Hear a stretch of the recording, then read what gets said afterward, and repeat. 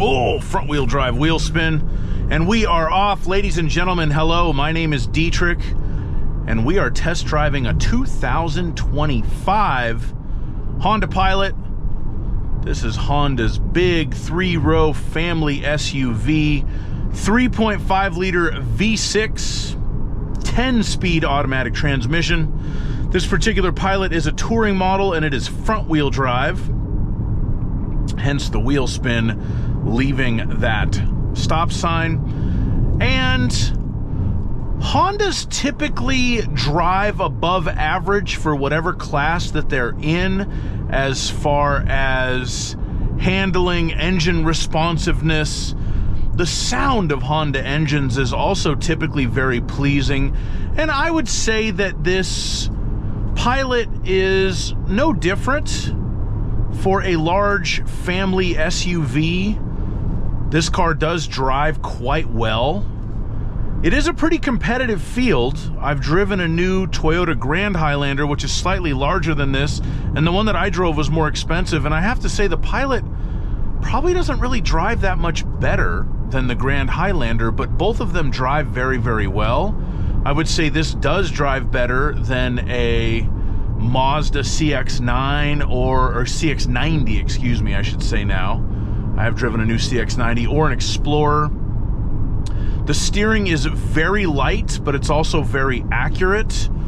You have almost no steering feel, but that's fine in a car like this, and also kind of par for the course for modern cars.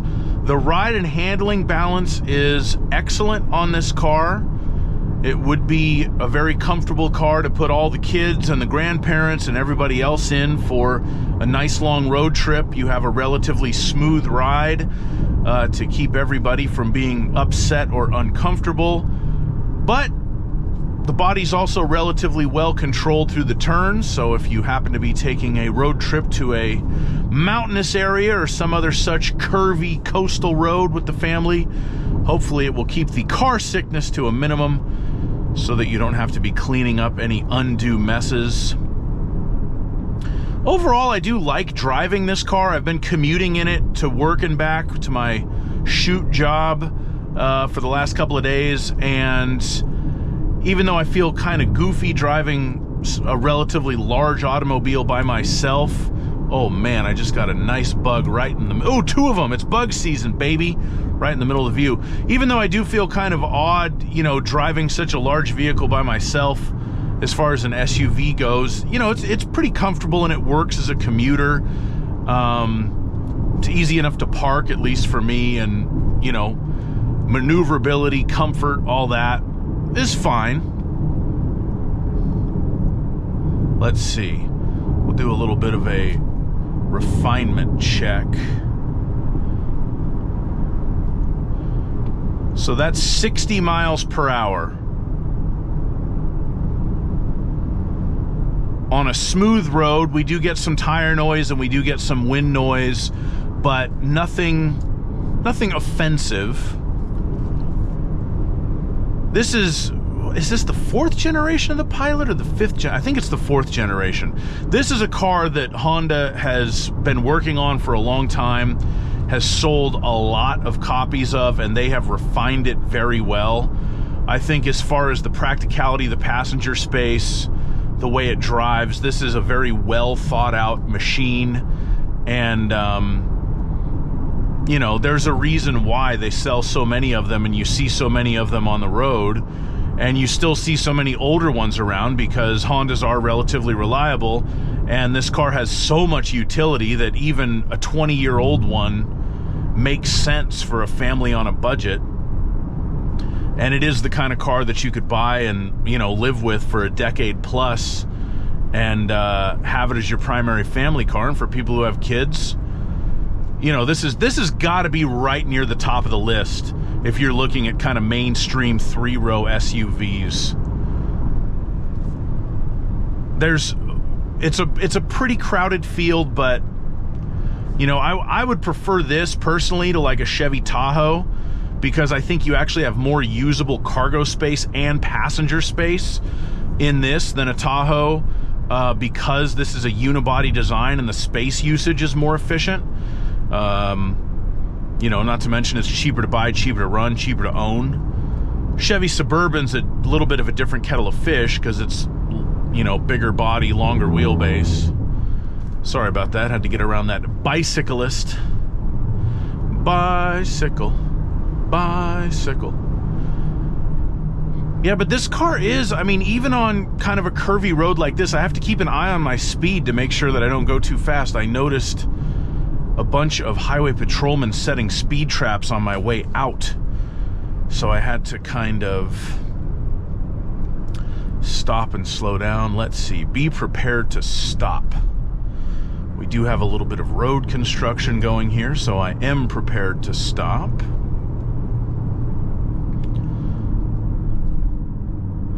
So while we're stopping, let's see. Let's do a little test of the voice controls. 93.1 FM. Please say again. Tune to 93.1 FM. Tuning to 93.1. Turn that down so I don't get a copyright strike. Okay. Find a gas station. Did you say gas station? Yes. Searching for gas station. Select a line number. Cancel.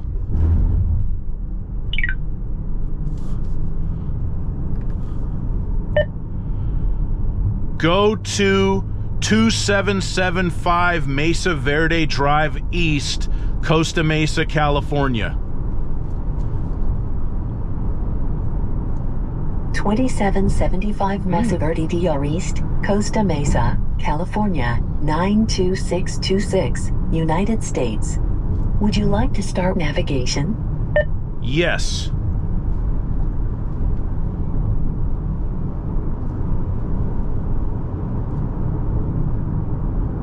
Oh. Cancel navigation. Stopping route. Huh. All right, so, you know, the navigation voice controls work okay in this car. It's always a interesting test to play around with that. Something I should probably do more regularly on these videos to break up the monotony of me talking about how the steering feels numb as it does in all new cars, and then commenting on other vehicles in my general vicinity. Let's see. There, 70 for a refinement check.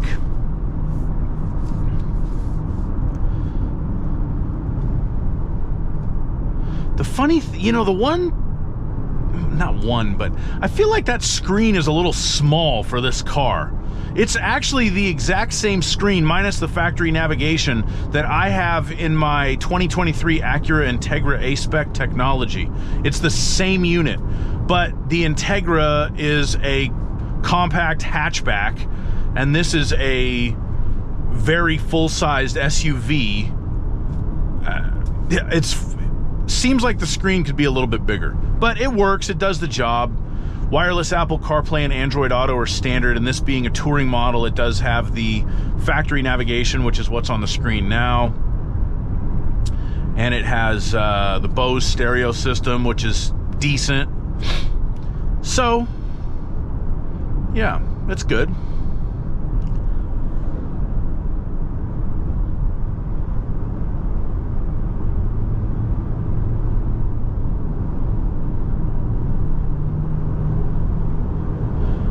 Speed automatic. The transmission is extremely smooth. You don't ever really feel it shift. It will shift a lot if you're paying attention, but the engine's relatively quiet and isolated, so you don't really notice it.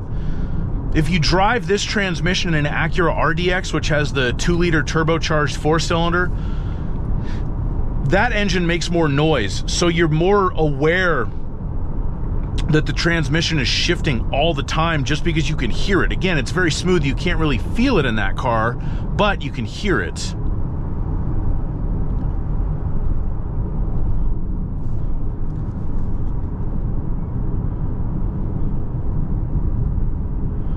that bicyclist some room. I do love the J-Series Honda V6. It's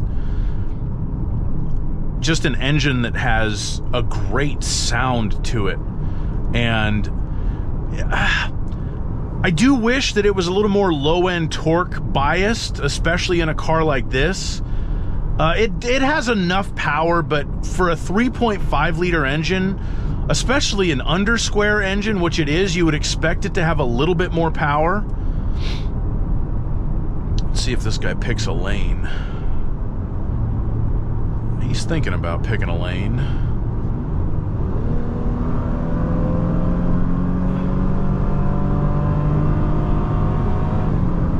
But I just love that sound. It's almost an exotic, you know, ish car sound to it. Like you could, you know, put that engine in a sports car with a little bit freer flowing exhaust and it would just be perfect. But that's pretty much what I have to say about driving the Honda Pilot. I'll put a link to my full review of this car in the description. You can check that out. Please like my video, subscribe to my channel, and always drive safely. Have a great day.